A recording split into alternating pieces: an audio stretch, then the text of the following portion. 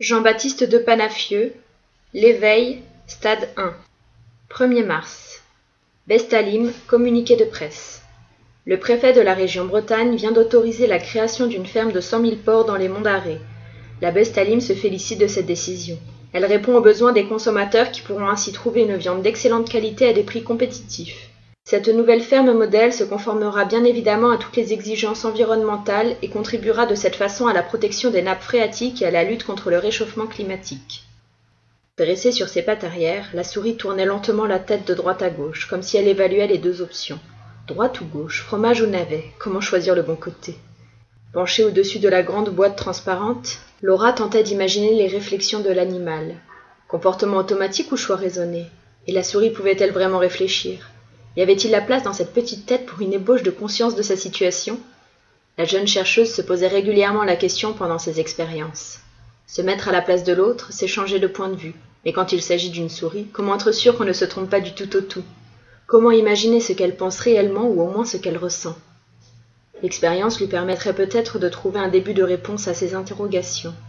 C'était la 3e fois qu'elle proposait le labyrinthe à A27, une souris blanche qu'elle avait numérotée pour la distinguer de ses sœurs.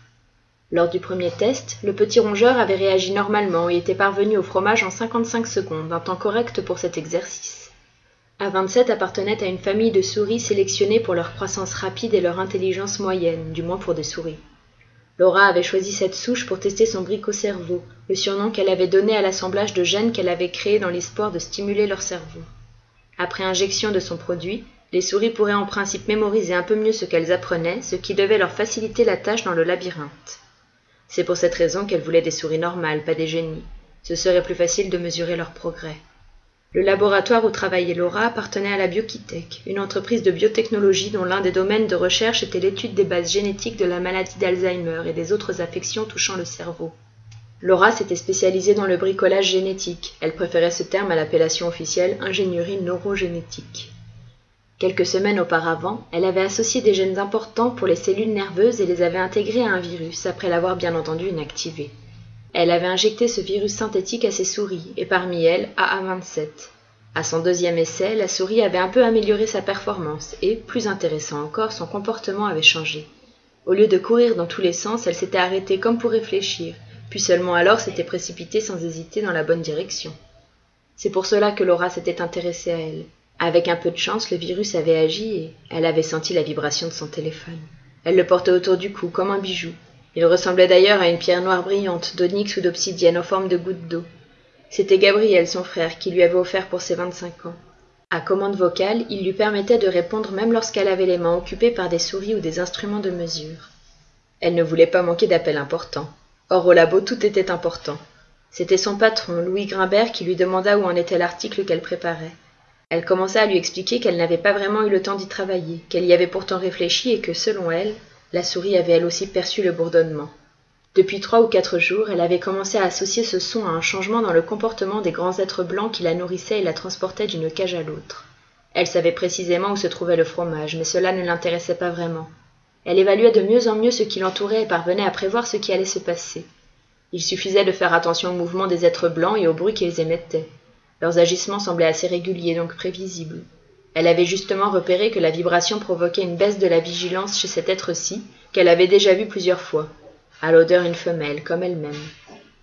La souris courut dans le couloir du labyrinthe et parvint en quelques instants au navet. Elle le fit rouler le long du chemin qu'elle venait d'emprunter et monta dessus pour atteindre le loquet qu'elle put alors faire coulisser comme elle l'avait observé. Elle sauta d'un bond hors de la cage, atterrit sur le sol lisse et se glissa aussitôt dans une zone sombre. Elle ne savait pas vraiment ce qui la poussait à agir ainsi, mais se rendait compte que le fait même de se poser la question était une nouveauté. Pendant que la grande femelle marchait de long en large en articulant des sons variés, la souris se faufila le long d'un mur. Brusquement, une partie de la paroi pivota, poussée par un autre être en blanc. Il émit des sons puis se tut. Derrière lui, la souris apercevait le gigantesque tunnel qu'on lui faisait parcourir sur un chariot lorsqu'on la menait de sa cage à la salle de laboratoire. L'être recula et commença à refermer la paroi. A27 décida de le suivre. Cette impulsion la déconcerta un peu car elle allait à l'encontre de son comportement habituel, craintif et discret. Elle sentait qu'il se passait en elle quelque chose de vraiment intéressant et suivit son instinct, son nouvel instinct. Quelques instants plus tard, l'être ouvrit le mur du fond du tunnel qui fut inondé de lumière. A27 se trouvait à l'entrée d'une pièce comme elle n'en avait jamais vu, d'une taille inimaginable. Un vaste sol vert s'étendait devant ses yeux. Le plafond bleu était immensément lointain. Elle préféra s'en tenir à ce qu'elle voyait juste devant elle et se glissa entre les poils dressés sur le sol. Leur odeur était délicieuse, presque une odeur de nourriture. Trottinant en ligne droite, elle aboutit à une autre barrière très haute, mais facile à pénétrer sur un sol presque nu d'où émergeaient de nombreuses tiges plus ou moins ramifiées. Elle se lança dans la traversée et émergea de l'autre côté.